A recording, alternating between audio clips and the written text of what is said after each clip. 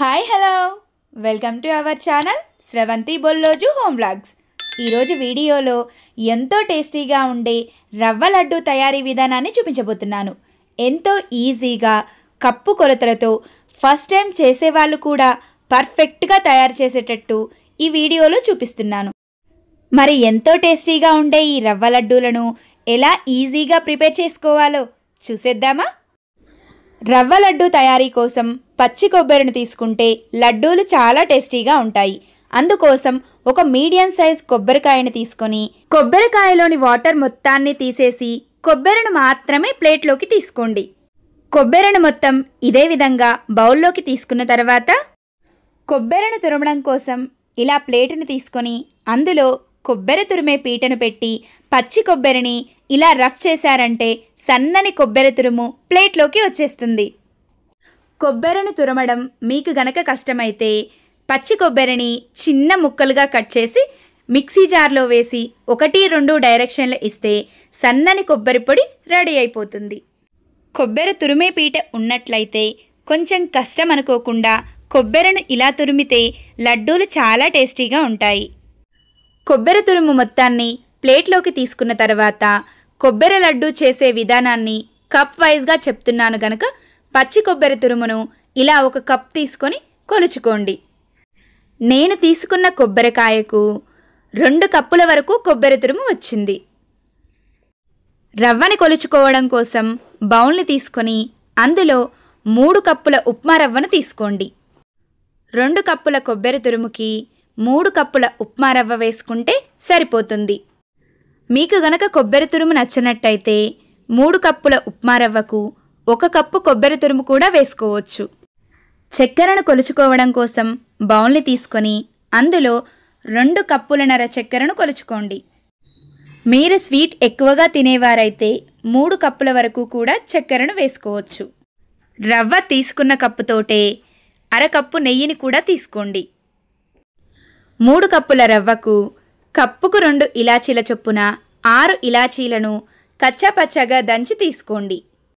అలాగే dry fruits cut చేసి పెట్టిన బాదం, కాజు, కిస్మిస్ని 1/2 కప్పు వరకు తీసుకోండి.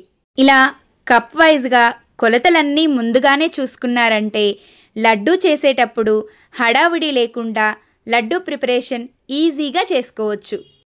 స్టవ్ వెలిగించి బౌల్ను పెట్టుకొని కొలిచి పెట్టిన 1/2 కప్పు నెయ్యిని వేసి లో ఫ్లేమ్లో నెయ్యిని కరగనివ్వండి. నెయ్యి పూర్తిగా కరిగిన తర్వాత కట్ చేసి పెట్టిన డ్రై ఫ్రూట్స్ను వేసి మంచి గోల్డెన్ కలర్ వచ్చేంత వరకు కలుపుతూ ఫ్రై చేయండి. వీడియోలో చూపించిన విధంగా డ్రై ఫ్రూట్స్ మంచి గోల్డెన్ కలర్ రాగానే బౌల్లోకి తీసుకోండి.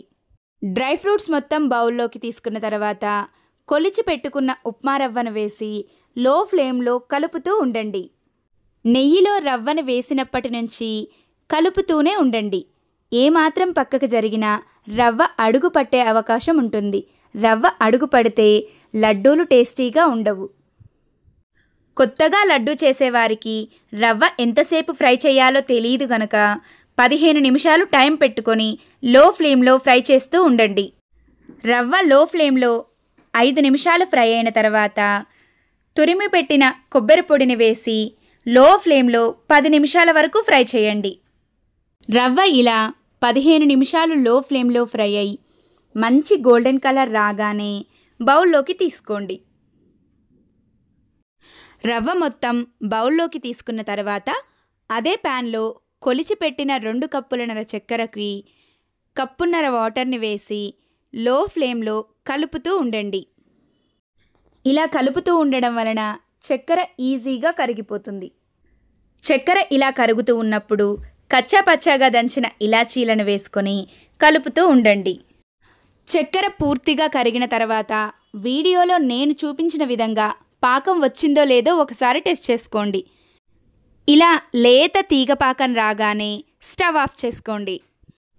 ఇలా రెడీ అయిన పాకంలోనికి ఫ్రై చేసి పెట్టిన రవ్వ, ఫ్రై చేసి పెట్టిన డ్రై ఫ్రూట్స్, 1 స్పూన్ నెయ్యిని వేసి రవ్వ పాకం కలిసేలా బాగా కలపండి.